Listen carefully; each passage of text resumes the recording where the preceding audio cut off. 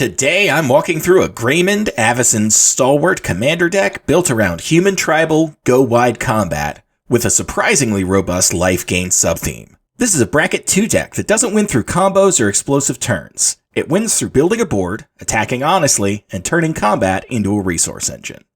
So if you like creature decks that snowball through synergy rather than raw power, and tribal decks that feel intuitive without being overwhelming, this one's worth a look. Hello, and welcome to Really Big Hat. My name is Jared, and this is Commander Crafting. From the Commander to the 99, explaining not just what, but also why. This is a series all about deck building, the part of Magic that I enjoy the most, where we slow things down, break decks apart concept by concept, and dig into the reasoning behind every choice. Here's how this video is going to work. First, I'll give a high-level overview of what this deck is trying to do, what kind of games it wants to play, and how it plans to win. Then, we'll take a closer look at the commander, Greymond Avacyn Stalwart. After that, we'll break the deck down into its core sections, making sure every card on the list gets mentioned along the way. And then towards the end, I'll walk through a short goldfish to show how the deck actually plays in practice. And then towards the end, I'll talk about some other options you could use when you're building this deck for yourself. So if you're here because you like building commander decks, or because you like understanding why decks are built the way they are, you're in the right place. So let's get started with a deck overview. At its core, this is a mono-white human tribal deck built around combat and incremental advantage. Like most tribal decks, the plan is straightforward. We commit creatures to the board, leverage anthem effects, and pressure opponents through combat. But what makes this build distinct is the life gain subtheme running throughout the deck. It helps the deck survive longer games, offsets aggressive opponents, and quietly turns otherwise fair combat exchanges into long-term advantages. Over several turns, those life swings can dramatically shift how the table evaluates threats and combat math.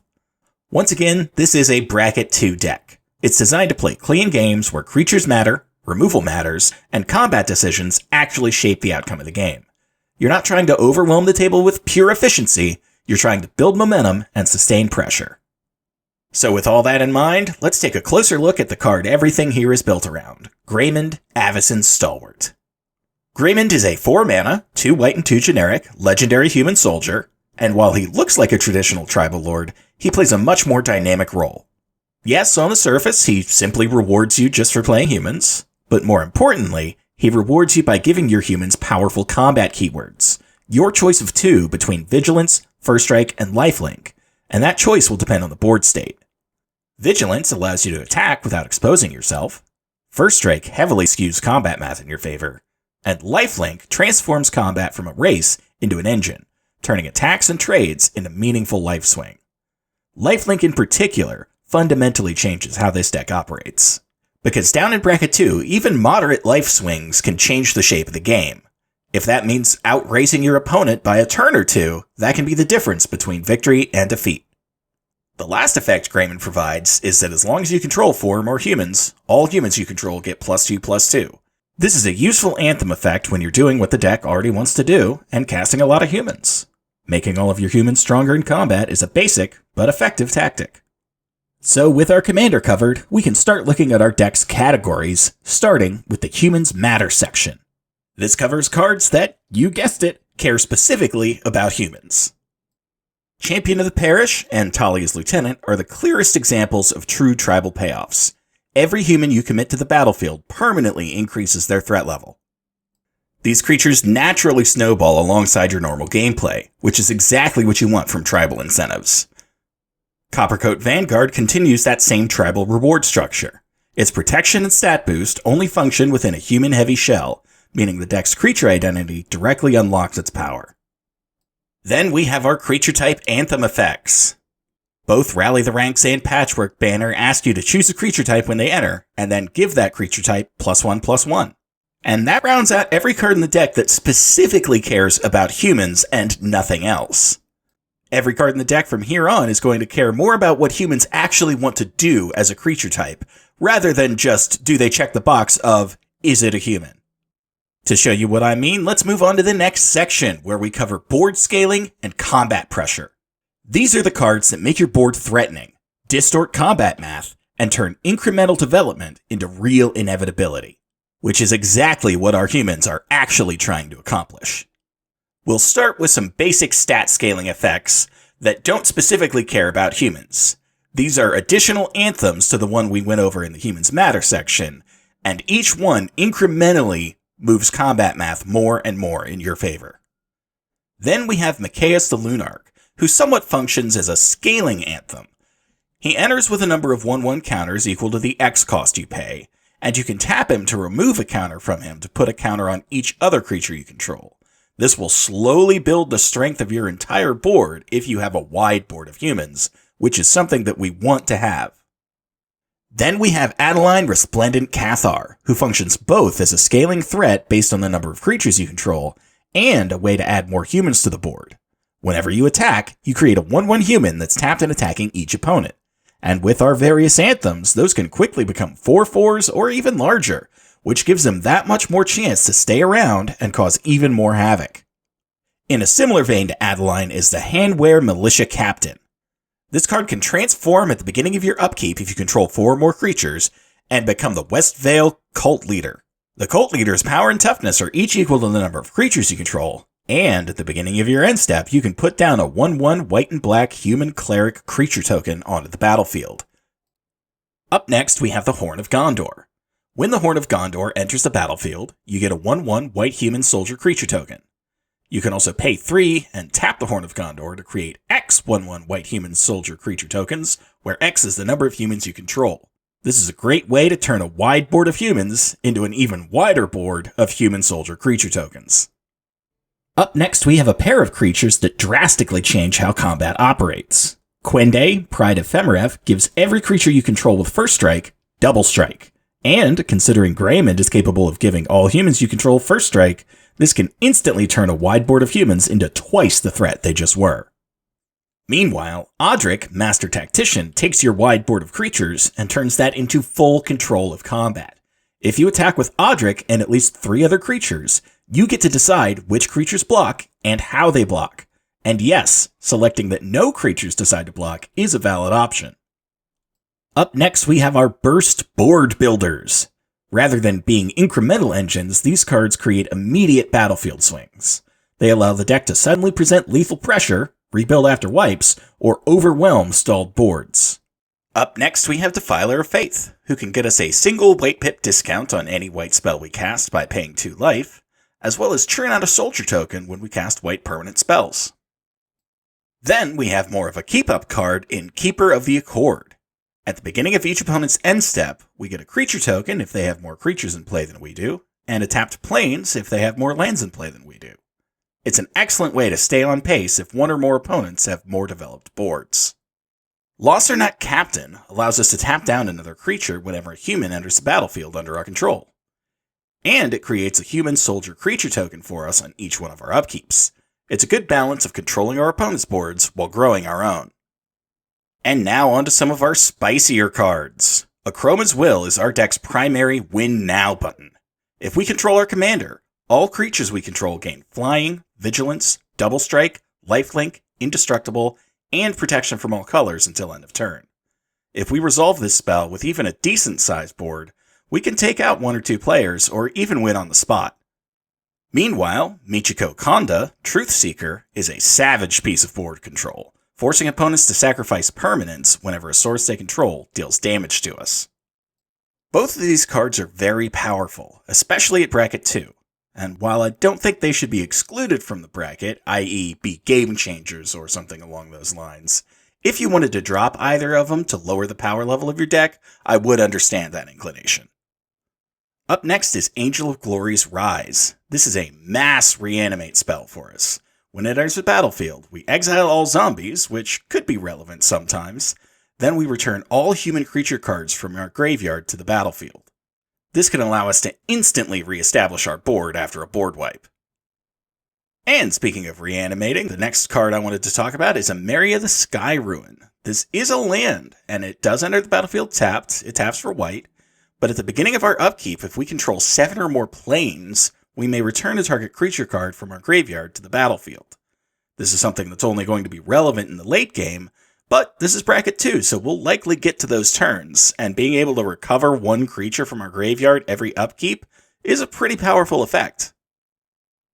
And last but not least for this section is Cosmic Grand Zenith. Whenever we cast our second spell each turn, we can either create 2 1/1 white human soldier creature tokens, or put a 1/1 counter on each creature we control.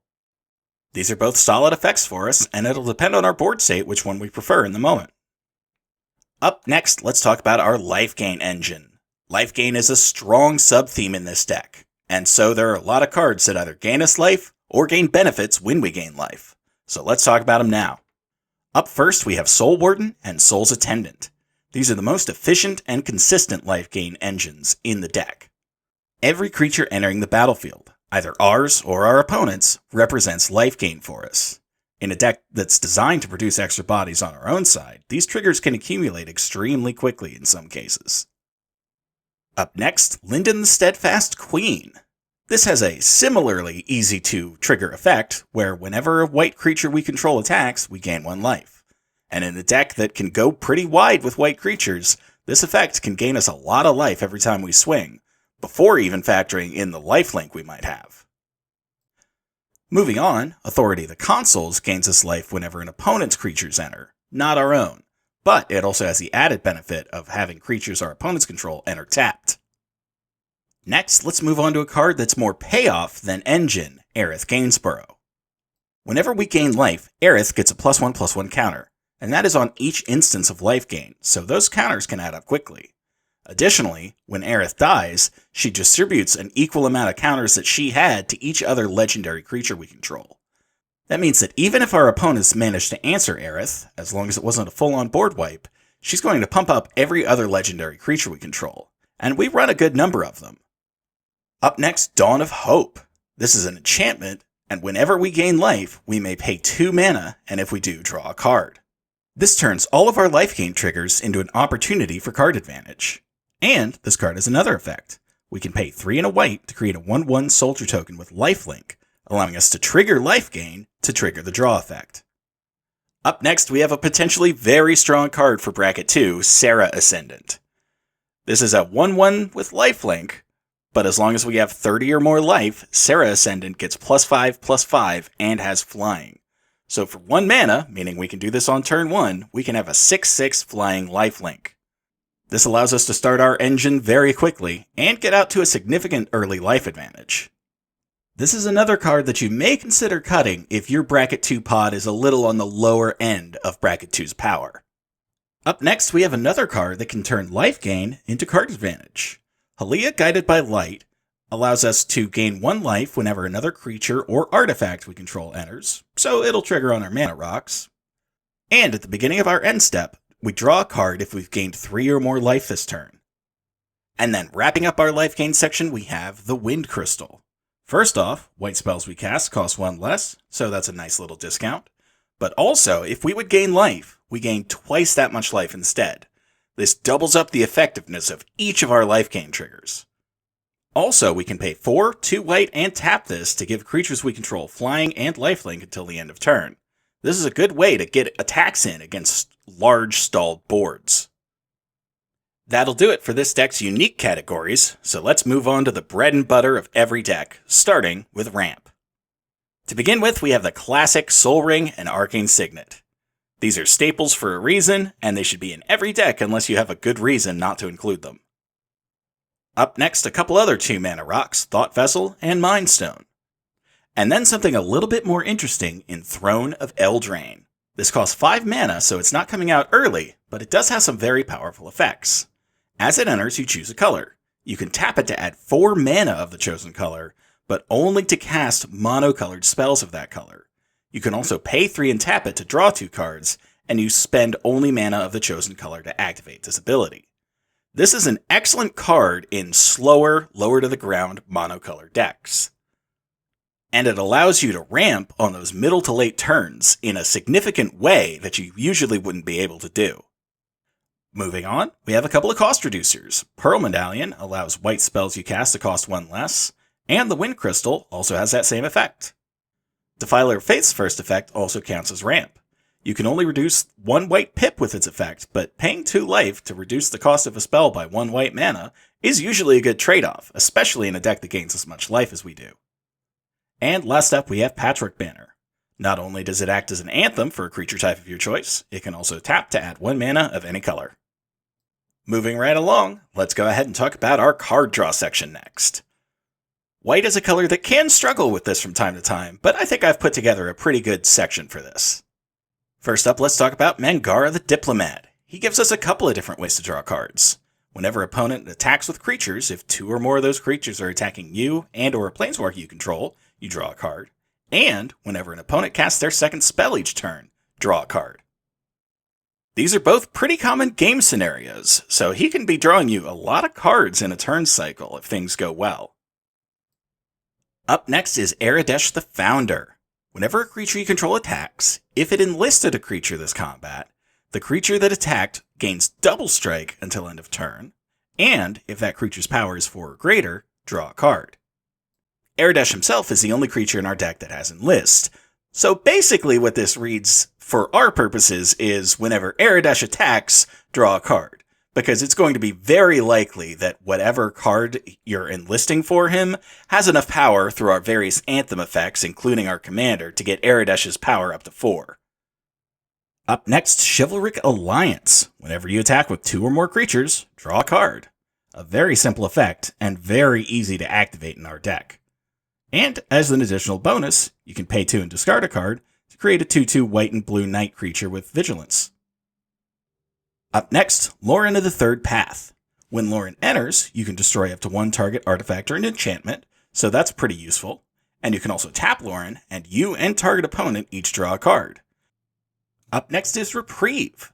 This allows us to return a target spell to its owner's hand, basically serving as a somewhat of a white counter spell, although they still have the chance to cast it again from their hand, but it also draws us a card along the way, so it's worth mentioning here. Up next, Dawn of a New Age. It enters the battlefield with a hope counter for each creature you control, and at the beginning of your end step, you remove a hope counter from it and draw a card. Then, once it's out of counters, you sacrifice it and gain 4 life. Up next, a card we've already gone over, Halia, Guided by Light. At the beginning of our end step, if we've gained 3 or more life this turn, we draw a card. Then we have Sunstar Lightsmith. Whenever we cast our second spell each turn, we put a +1/+1 counter on this creature and draw a card. Up next is Palace Jailer. When he enters the battlefield, not only do we become the monarch, but we exile a target creature an opponent controls until an opponent becomes the monarch. And as long as we're the monarch, we draw a card at the beginning of each of our end steps. Cut a Deal allows each opponent to draw a card. Then you draw a card for each opponent who drew a card this way. This usually means that you'll get 3 cards while each opponent only gets 1. Up next is another card that's already been mentioned, but it's worth mentioning again. Throne of Eldraine's second effect allows you to pay 3 and tap it to draw 2 cards, spending only mana of the chosen color to activate this ability. And then finally, we have our 1 tutor effect in the deck, Recruiter of the Guard. When Recruiter of the Guard enters the battlefield, we may search our library for a creature card with toughness 2 or less, reveal it, put it on our hand, then shuffle. So that does it for our draw section. Let's move on to the next, Interaction.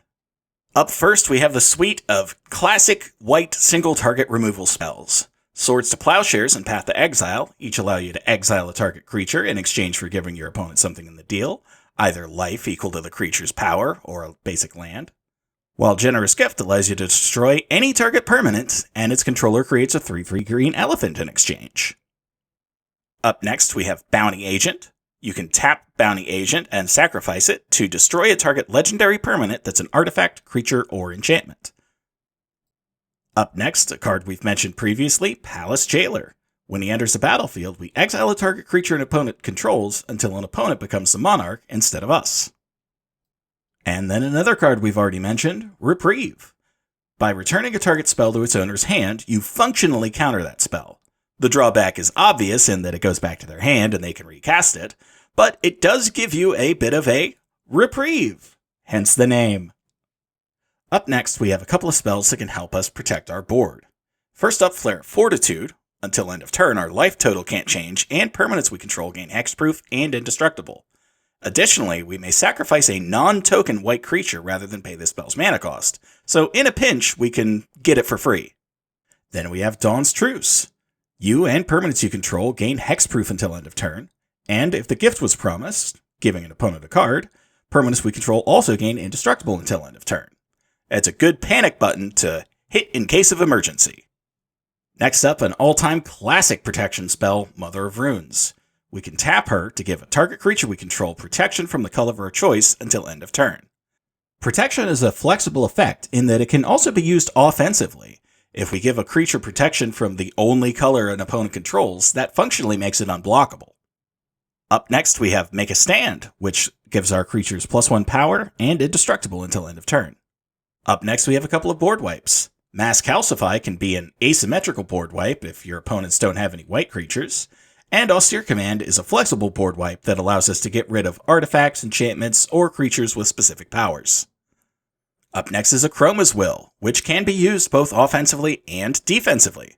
That second effect gives your creatures lifelink, indestructible, and protection from all colors, which can allow it to dodge certain board wipes and, honestly, a lot of different things. Up next is worth mentioning Lauren as spot removal for artifacts and enchantments. And last up is Selfless Squire.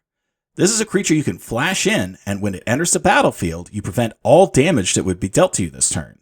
And whenever damage that would be dealt to you is prevented, you put that many 1/1 counters on Selfless Squire, so it can turn from a defensive tool into offensive pressure. And next up, let's look at our land base. We run 34 plains, Emeria the Sky Ruin, and Castle Ardenvale for a total of 36 lands. So now it's time to hop over to Tabletop Simulator for a quick goldfish. Alright, so here we are. So let's go ahead and get our goldfish started. Go ahead and draw our 7 and see what we get. Okay, so that's a Soul Ring start. Only got 2 lands other than that, but I mean, we take those. We take those. Go ahead and draw for turn. Authority of the Consuls. That's an interesting alternative option, but I think what we are going to do is go ahead and plains into a Soul Ring. Untap, upkeep, draw. Okay. Castle Ardenvale. And let's go ahead and bring out Authority of the Consuls, as well as Halia. So that'll start our life gain engine, and it can draw us cards if we manage to gain enough life in a turn. Let's go ahead and untap, upkeep, draw. Do get our land drop, that's good. So let's go ahead and bring out Greymond. And from here, let's go ahead and give our creatures, definitely want to go lifelink. And then I think right now, let's go with First Strike.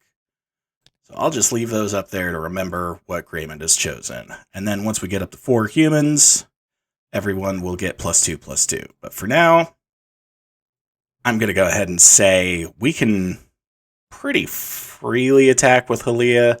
It's turn 3, and we've got a 3/3 First Strike. So let's go ahead and do that. We'll probably get our 3 life. And that'll likely allow us to draw a card. I'm going to go ahead and say that we do. So then we will go ahead and untap, move to our next turn, draw, bring out a plains.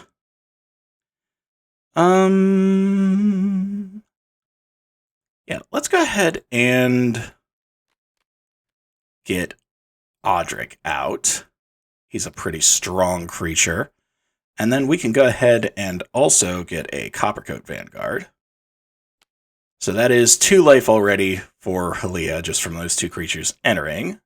And we do now have our +2/+2 from Greymond's ability. So once again, we can probably attack with Halia, this time for 5. So we'll probably have gained 7, actually. Yeah, 5, 6, 7 life this turn. That's more than 3, so I'm going to say that we get our draw again. So let's go ahead and untap, draw for turn. Okay, now we're really cooking with gas. We got Michiko Kanda. Yeah, let's go ahead and bring her out. That gets us a life.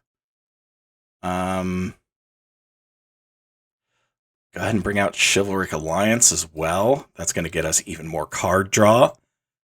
Yeah, things are going pretty well for us here. So now, whenever we attack with Odric and at least 3 other creatures, which we can do because we have 3 other non-summoning sick creatures, we can swing in with everybody, and then Odric will allow us to choose which of our opponent's creatures block and how they block. So we can either choose that they don't block at all, or we can choose that they're weaker creatures with good effects that we want to get out of the way, block our bigger, stronger threats. So that is going to be quite a bit of life swing for us as well. Like, we've definitely gone up on life, because we're also getting it whenever opponent's creatures enter, we're getting it when our creatures enter, and we did just attack with 2 or more creatures, so we'll draw a card from that. And then at the end step, we've definitely gained 3 or more life, so we're going to go ahead and draw a card from that. And then we'll go ahead and untap, upkeep, draw for turn. Got the Filer of Faith, Firing of the White Tree. Let's go ahead and play our land for turn. It's another Plains. And then we do have Increasing Devotion. So let's go ahead and cast that. That'll get us 5 1/1 white human creature tokens. Go and search this for our 1/1 humans. And we'll get 5. That'll also be 5 life for us because of Halia. And once again, we can just start swinging for the fences, because nobody can block well against us. Since we're attacking with Odric, we get to choose how combat goes. Yeah, this was a very good start for this deck. And honestly, that is we are in a very strong position, and this is probably fine to stop the Goldfish. It would take a board wipe to get us out of the absolute lead. And then, even then, we still have Increasing Devotion in here, and that does have Flashback for 9, which, 1, 2, 3, 4, 5, 6, 7, 8, we only need 1 more land. And we're about to draw 2 cards and draw for turn. So there is a Mary of the Sky Ruin. That is a land. It does enter tapped, though, so even if we had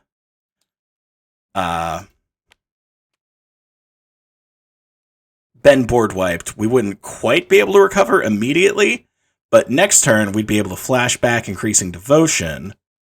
And honestly, like, this turn we would have been able to recast Greymond. Then next turn we could have got our Increasing Devotion out and got 10 1/1 white humans. So those would all be 3/3s with whatever keywords we want from Greymond. Yeah, this was a very good showing for this deck. It doesn't always get out to this kind of powerful start, but hey, that's how it goes sometimes. And even throughout all of this, I think at best we would have gotten 1 enemy killed by now. If we focused them down, we'd still be a few turns from getting the rest of the table down and actually securing a win. Like, we do have a lot of power on board. Greymond would be a 5, this would be a 5, this would be a 5, this would be a 4, these would all be 3s. So that's a lot of combat power, and the fact that that's all going to get in because of Odric makes it even more powerful than it already is. And then with Michiko here, whenever a source opponent controls deals damage to us, they sacrifice a permanent, so we are very well protected. It would honestly take a board wipe to set us out of an absolute win here.